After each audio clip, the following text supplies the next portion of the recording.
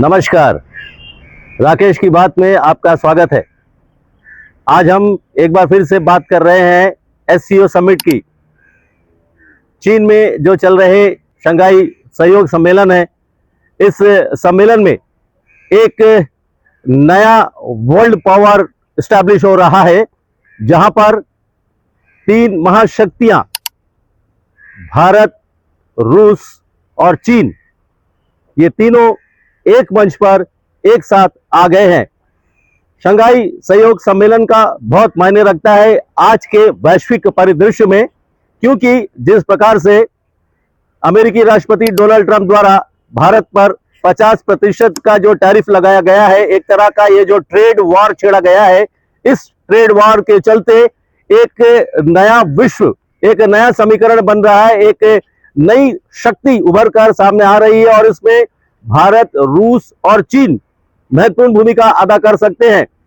ये भारत के लिए एक सुनहरा अवसर है, क्योंकि जिस प्रकार से भारत पर ट्रेड वॉर के जरिए, टैरिफ के जरिए जो दबाव डाला जा रहा था अमेरिकी राष्ट्रपति डोनाल्ड ट्रंप द्वारा, उस दबाव पर प्रधानमंत्री नरेंद्र मोदी ने साफ कर दिया था कि भारत अपने देश के किसानों, पशुपालकों और मत्स्य पालकों के हित की हमेशा रक्षा करेगा और किसी भी दबाव में आकर झुकेगा नहीं।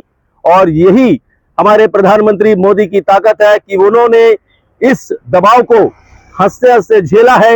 हालांकि 50% टैरिफ लागू हो चुकी है, लेकिन यह भी नहीं है कि अमेरिका के साथ हमारे संबंध पूरी तरह समाप्त हो गए। ऐसा नहीं है।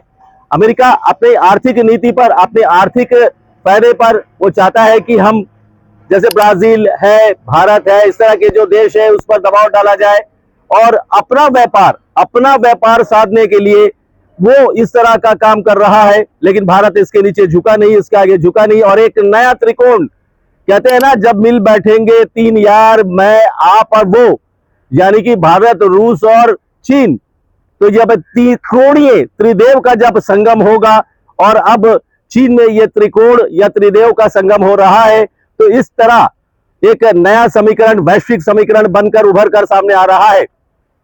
हिंद महासागर एक ऐसा क्षेत्र है जहां पर चीन के बढ़ते प्रभुत्व को रोकने के लिए अमेरिका को भारत की आवश्यकता है। लेकिन वही हमें यह नहीं भूलना चाहिए, हम कभी यह भी नहीं कहते हैं कि हम चीन पर पूरी तरह भरोसा कर बैठे हैं। लेकिन ये जो बैठक हुई है, जिसमें प्रधानमंत्री नरेंद्र मोदी ने साफ कहा है कि जो सबसे बड़ी ये जो शिखर सम्मेलन हुई है, इसमें सबसे बड़ी जो बात है कि एससीओ समिट में पहलगाम आतंकी हमले का शिखर सम्मेलन में एससीओ समिट ने घोषणा की है। तो ये बहुत बड़ी कूटनीतिक जीत है भारत के लिए। और चीन भी भारत के साथ एक संबंध सुधारना चाहता है, क्योंकि भारत एक बहुत बड़ा मार्केट है, भारत एक बहुत बड़ा बाजार है। और इस तरह जो बाजार है उसमें जब हम आपसी आदान प्रदान करेंगे, आयात और निर्यात करेंगे, तो इससे भारत को फायदा होगा।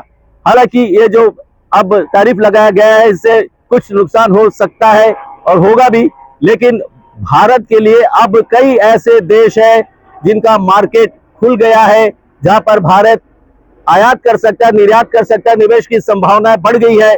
और ऐसे में अब भारत जो है ये बता रहा है कि हम क्या कर सकते हैं। वैसे भी हम चौथी आर्थिक महाशक्ति बन चुके हैं, हम थर्ड इकोनॉमिक पावर बनने की ओर अग्रसर है। और ये प्रधानमंत्री नरेंद्र मोदी और देशवासियों का दृढ़ संकल्प है कि हम अपने जो मुकाम है, हम उस पर जरूर कामयाब होंगे। हम आपको ये बता दें कि भारत और रूस का संबंध भी बहुत पुराना है। फिल्म मेरा नाम जोकर, इसमें राज कपूर ने रशियन कलाकार को लेकर फिल्म की थी मेरा नाम जोकर में। उससे पहले धर्मेंद्र अभिनीत, हेमा मालिनी अभिनीत अली बाबा 40 चोर, इस फिल्म में भी रशियन कलाकारों ने अपनी भूमिका निभाई थी।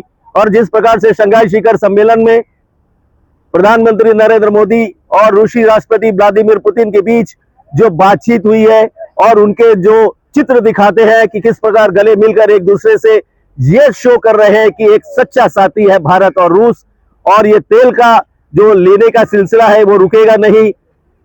हम ये भी बता दें कि जब से ये प्रतिबंध तो नहीं, जब से ये जो ट्रेड वार छिड़ा गया है, भारत से अमेरिका जाने वाले टूरिस्टों की संख्या में भी कमी आई है।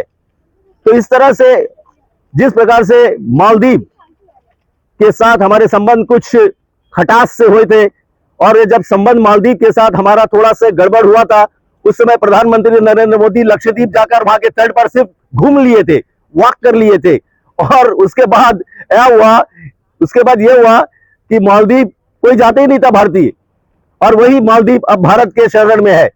तो इस तरह प्रधानमंत्री जो है ना, वो हमारे जो प्रधानमंत्री है वो सांकेतिक काम कर देते हैं।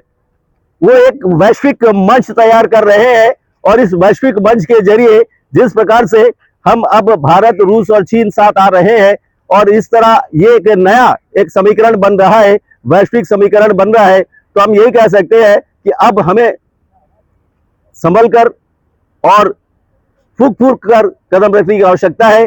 देखते हैं कि ये शिखर सम्मेलन के बाद ये जो नया समीकरण बना है, एक नई त्रिशक्ति बनकर उभर कर सामने आई है, तो इसका आने वाले दिनों में क्या असर होगा, ये तो आने वाला वक्त बताएगा। वैसे भी अगले वर्ष 2026 में भारत एससीओ समिट आयोजित करेगा, तो बहुत कुछ अब निर्भर करता है इन 3 देशों के ऊपर, और हमें उम्मीद है कि ये जो त्रिकोण स्टैब्लिश हुआ है, इससे भारत अमेरिका पर दबाव बनाने में कामयाब होगा। तेल का खेल नहीं है, बल्कि ये खेल कुछ और है। ये हो सकता है कि अमेरिकी राष्ट्रपति कुछ और खेल खेलना चाहता है। तेल का खेल तो एक बहाना है। बहुत बहुत धन्यवाद। नमस्कार।